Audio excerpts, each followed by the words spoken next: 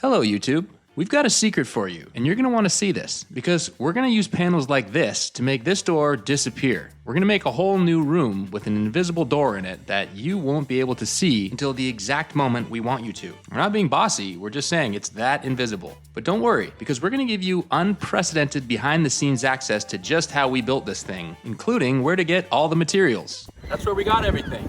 That's RONA. That's where we got pretty much everything, including the panels, which are the star attraction of this build. But this build begins long before that, at what's arguably the opposite of the star of this build, demolition, or removing all the stuff that's existing. So that meant removing all the baseboards, the door casing, and even the door, because it was super warped and the hinges, well, they weren't going to work in our scenario. We needed some very specific hinges, and we'll get to that later. But for starters, we're removing everything, because when you're doing something as finicky as concealed, well, I guess I'll tell you. We use concealed hinges, and whenever you're using something like that, you want to make sure that you're starting from a good foundation, which for us meant a new door jamb, which means we had to remove the old door jamb. And if you're wondering what those strange pockets are on the side, the old hinges actually routed out some of the drywall, so you'll see the drywall is missing, but the framing is still good, and once we put our new jamb in, you won't even notice them. So after we've removed the old jamb, it's time to clean up and install this fancy new, it's not fancy at all, it's just a basic finger jointed door jamb kit that we bought at RONA, but you could use anything you want. We just recommend that you use real wood and not MDF. It's just faster, it's easier, and it's stronger. Just trust us, when you've done a few door jambs, you'll know why. So at this step, we're making sure that our new door jamb is plumb and level and strong, because basically this is going to be the starting point for the entire build. So take your time here and make sure everything's perfect, because there's really no going back after this point. Now, a cool trick to do is to measure out where your door stop will be and then locate all your fasteners behind that line so that you don't have to fill them afterwards. We're using GRK screws here, but if you'd rather use nails, go for it. We find that using screws gives you some adjustability that nails don't offer, so that's why we do that. Now, after your door jamb is in place, you're going to remove all the excess shims, so cutting off all the shims that are sticking out, get rid of those, because it's time for our new door and our new hinges. So for this build, we're going to use what's known as concealed hinges, but these are Sugatsuni concealed surface mount hinges. So they're concealed hinges, meaning that the knuckle of the hinge is not exposed, but they're surface mount on one side. So normally when you're using concealed hinges, you have to route out both the door and the door jamb. But for these, you only have to route out the door, which basically means you're doing half the work. All the hard work is done on the door, and the jamb is just screwed in. And trust us, it is a lot easier to route out the door than the jamb. So this is a big win here. It also means that because they're concealed hinges, you need a solid core door. You can't be doing this on a hollow core door because there's not enough meat to screw the hinges into once you route it all out.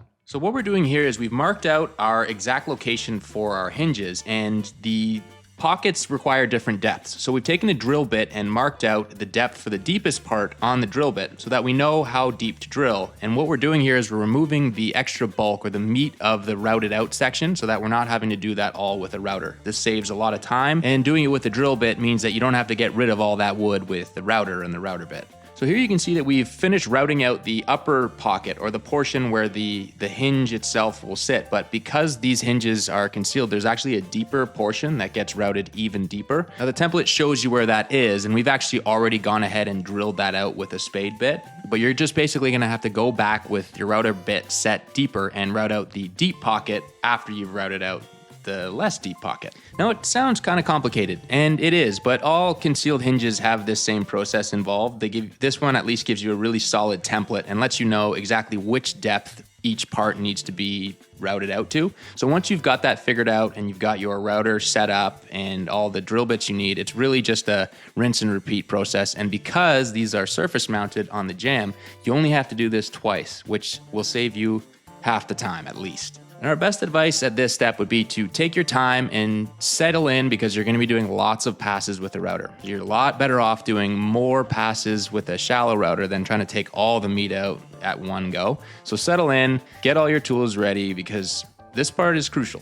Now, having said that, this particular hinge set, the Sugatsuni one, it comes with a faceplate that does provide a surprising amount of coverage. So even though you do have to be very precise, if you do nick one of the surface edges, it's possible that it will still be covered by the faceplate, so don't freak out just yet. but just take your time, be careful with this step. And before you know it, the hinge routing pocket process will be done and you'll be on to the fine tuning, which is a lot more fun, unless you like the routing stage, in which case that was fun. But you'll see that these hinges are incredible and they go in, if you do it right, they go in like a dream. And this step is super, super satisfying. So when you finally get to enjoy the fruits of your routing labor, you'll know why you did it. You'll understand. You can also see how the hinges work at this point and how they conceal themselves. And this is the faceplate we were referring to earlier. So you'll see that it does provide a lot of coverage. But I'm not gonna push it in just yet because they are delicate. So before you snap it in just to see how it looks, we advise just waiting on that step. Now here what you're doing is you're screwing the hinges into the door, and because the hinge pocket is designed to allow you some vertical play, to mark the spot, to mark the center of the hinge, slide the hinge all the way to one side, mark the bottom edge, then slide it to the other side, and mark the top edge. That way you'll have the exact center point for your screws, and you'll know that you have adjustability both up and down when you do it that way. Now, if we were using some other kind of concealed hinges, we would be on to the part where we're doing that exact process all over again on the jamb side. But because these are surface mount on the jamb side, we simply have to take our measurements, transfer them to the jamb, and then use the provided template to mark the screw holes. Drill those holes out, and we're basically ready to hang the door with a few screws. So that's all I'm doing here is we're just basically taking our hinge locations, making sure that we're leaving room on the top and the bottom, and then transferring it to the jamb so we know exactly where to put the template so that we can pre-drill and basically hang our door where it needs to be hung. Keeping in mind that even when it's hung, we do have a ton of adjustability. We have adjustability both left and right, up and down, and even depth. We can go in and out with these hinges. So you do have to be precise, but just know that if it's not perfect right when you mount it, right the first time you hang it, you do have a lot of adjustability, which you don't normally get with hinges, especially with butt hinges. So now that the door is hung, I'm just checking to make sure that it closes, that the swing is swinging, and that it's sitting where we want it to. Because at this point, I have my first chance to make some adjustments, and depending on how it sits, you might find that you might want to make some changes. So this would be a time to do that. But if it's sitting right where you want it, then it's actually time to take the whole thing off and take the hardware out, because we're painting it black. Because let's not forget, this is a secret door build. So there's a lot more that's going to go into this door than just hanging it and putting a doorknob on it and being done. So the first step is to paint it black, because all the trim in this room is going to be, well, there isn't actually very much trim in this room, but the stuff that is visible, we're going to paint it black because the panels that are going on are going to be black. So we're basically getting rid of anything that's brightly colored or anything that's white that lives behind our panels is going to be blacked out. And now that the door is painted black, we're going to put the hardware back in, and we're going to show you how good the cover plates look. We will be taking them out again, so don't get too hung up on how good they look. And because we've pre-hung this door, we know where we can screw those hinges in the pockets because we've tested where the door wants to sit. So after we've put all the screws in on the door side, we're able to put the cover plate in and make sure that everything just looks great. And it does. Isn't that nice? And once we've got the door aligned and sitting where it was before, we can screw that back into the jamb side and move on to the opening and closing device, the latching device for this door. Because remember, it is an invisible door. It's concealed. So what we're doing is we're using a heavy-duty push-to-open magnet system. This is another one from Sugatsuni, and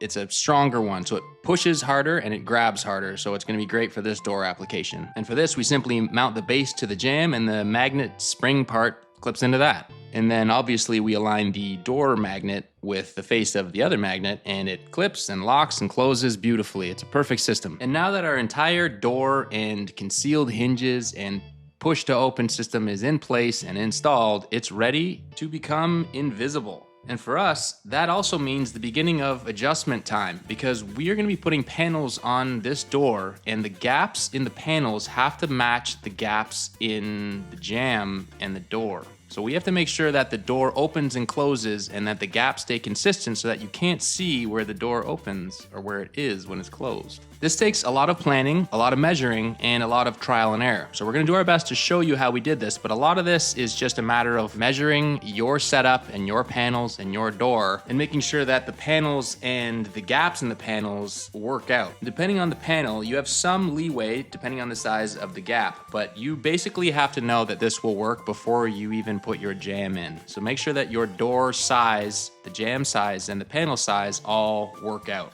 Now, the easiest way to say this, or the simplest way to explain this, is that the size of the door size needs to fall within the gaps of the panel so that you're not splitting a piece of the wood and so that your shadows fall within the gaps. But once you've figured all that out and you know where the door will fall on the panels, it's time to adhere your first panel to the wall. So for us, we aligned our first panel where we wanted it, and then we marked where the door was, and we essentially cut the door part out of the panel. So we're left with this sort of R, lowercase r shape that we can affix to the wall before aligning the door part of that piece on the door itself.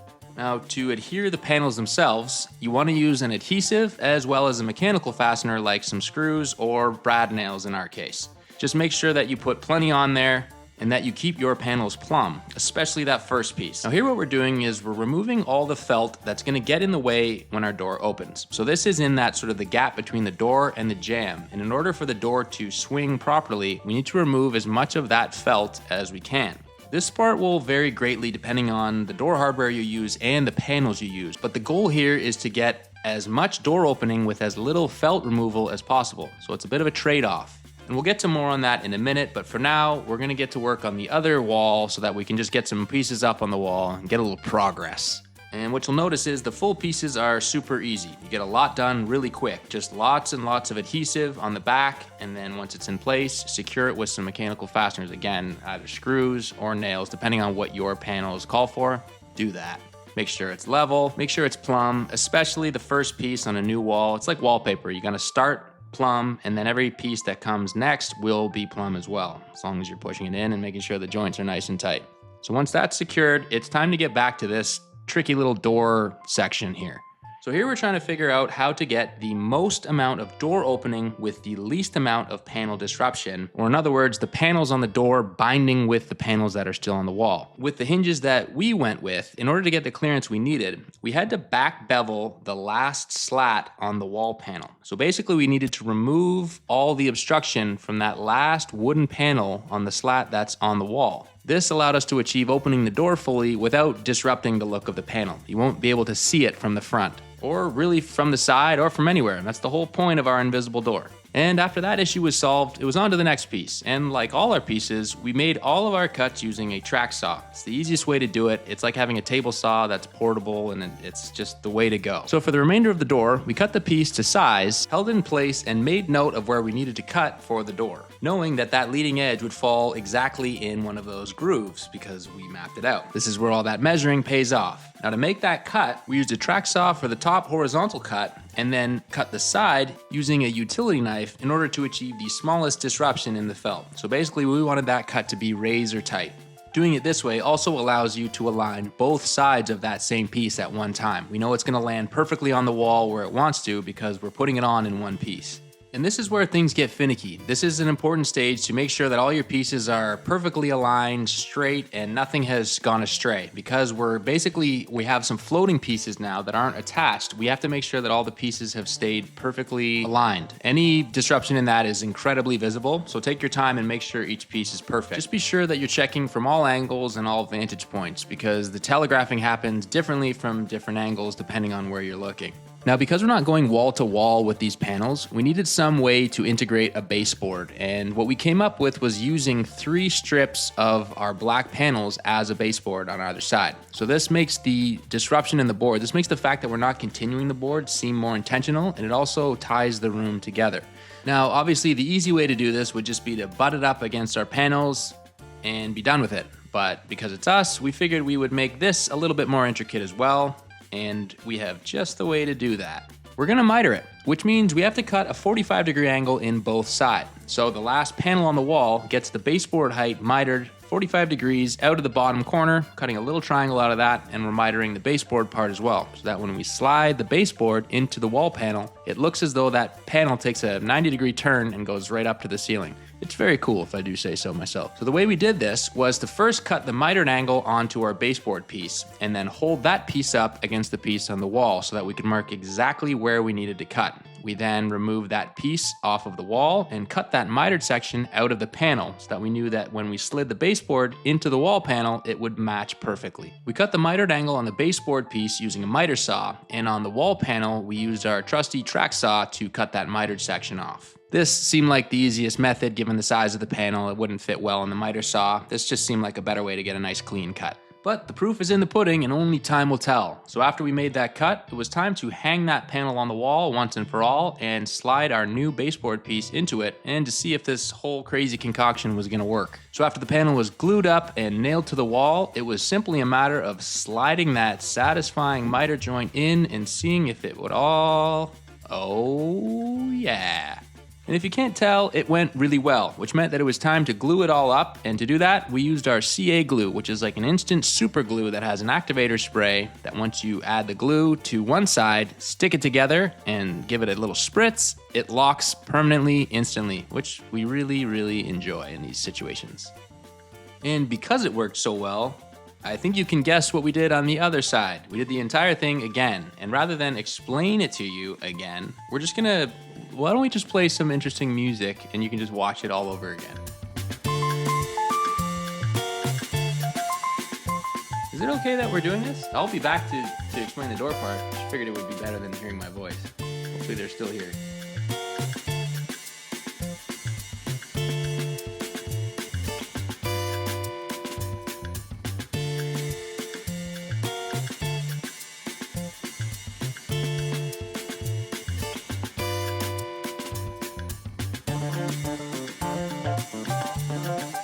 Okay, we're back. I hope you enjoyed that break as much as I did. It's time for a wall finish, and in this room, because it's no ordinary room, we decided not to give it an ordinary wall finish, and we went with a company called Portola Paints. And it's a Roman clay that you trowel on, and it leaves a very, very cool textured finish that almost feels like wallpaper. So you may be wondering why, if you trowel it on, do I have a paintbrush? Well, we found that cutting it in with a paintbrush and then troweling out those brush marks is the best way to get a nice clean edge, but still have a trowel finish. So for coat 1, we did that, and then for coat 2, we rolled it on and troweled it smooth. You basically keep troweling it until the finish is to your liking. So it's very, very unique. Each wall is going to be uniquely yours. And believe it or not, after 2 coats, we found it was too smooth. So we went back with an additional coat to give it a little bit more personality. And when we were done, boy, did it have personality. Green Roman personality. But let's not forget why we're all here, why we're all still here. It's for the invisible door. That's why we came.